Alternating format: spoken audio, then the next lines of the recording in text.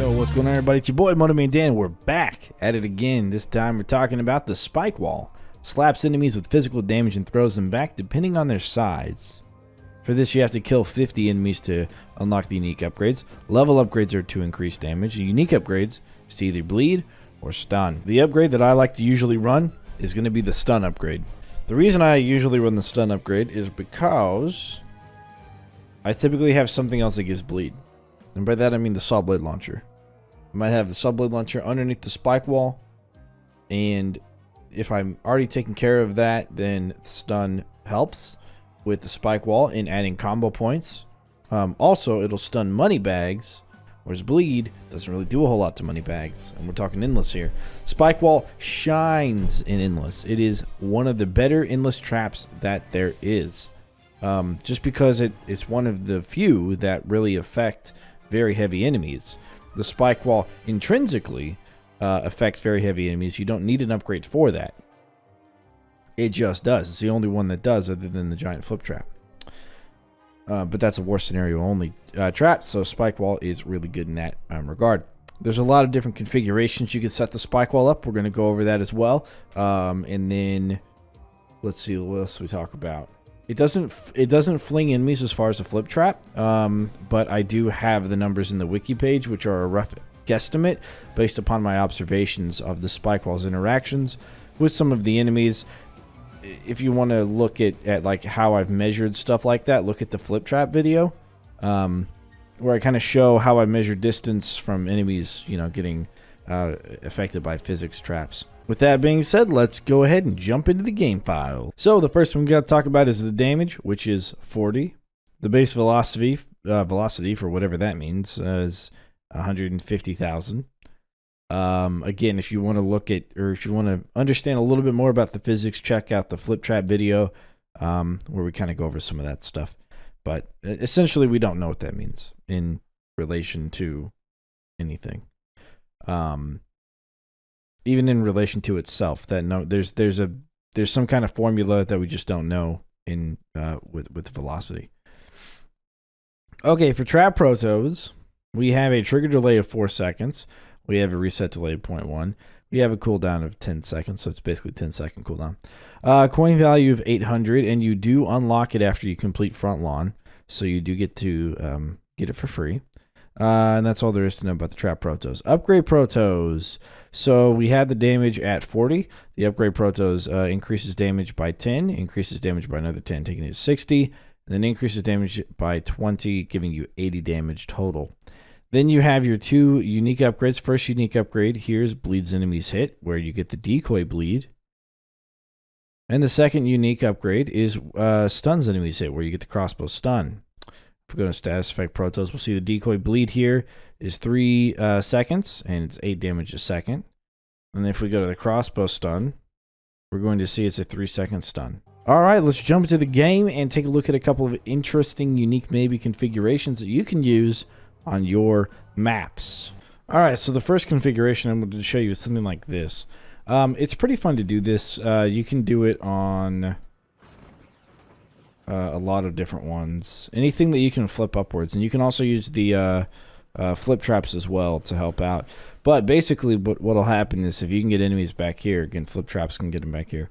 On endless, they gotta have enough health, but they'll get hit by the first one, they'll get flipped up to the second one, and then swatted away in the third one.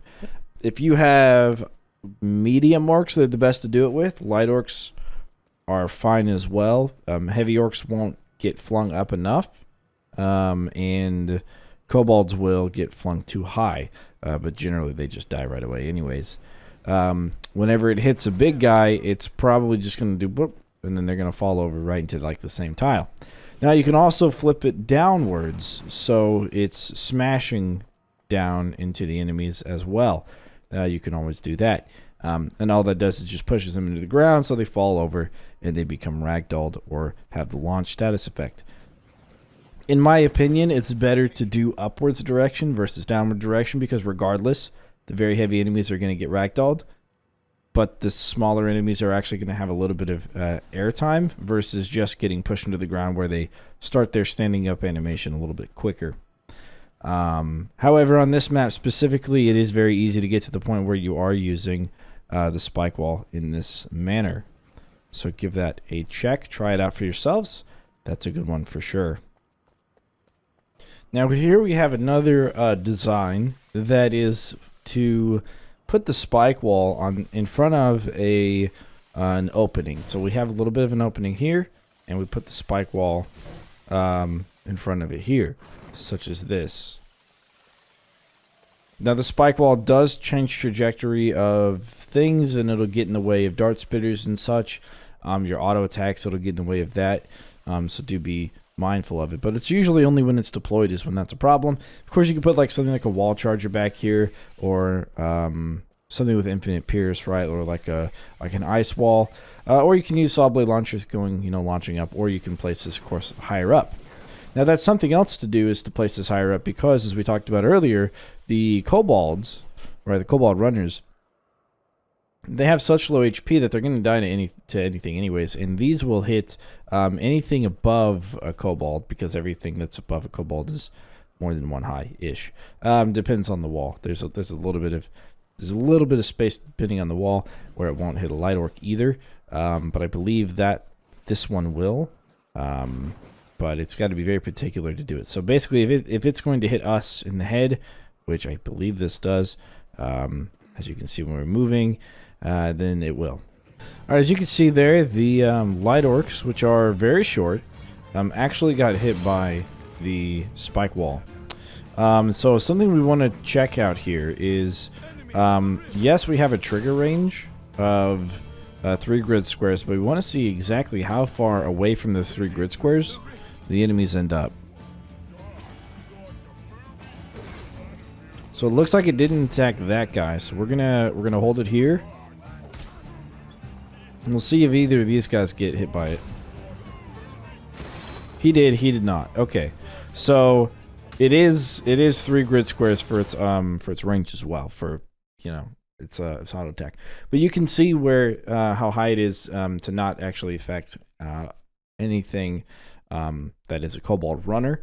It will affect, however, everything else. Like I said, I think there's a couple of wall spaces maybe that are a little bit off, or a little bit higher than what you're normally used to, where it might actually miss the light orcs, but most of the time you're going to be safe in assuming that's going to hit the light orcs. Alright, that's all I have for the spike wall. Ladies and gentlemen, as always, let me know in the comments what you think about the spike wall. Maybe which unique upgrade that you use. Let me know what you think about it, if you like it, if you don't like it, if you use it, if you don't use it, why not. And with that being said, I will don't forget to leave a like, comment, subscribe, follow, stream, YouTube, and Twitch as of right now, and I will catch you on the flip side. Alright, deuces.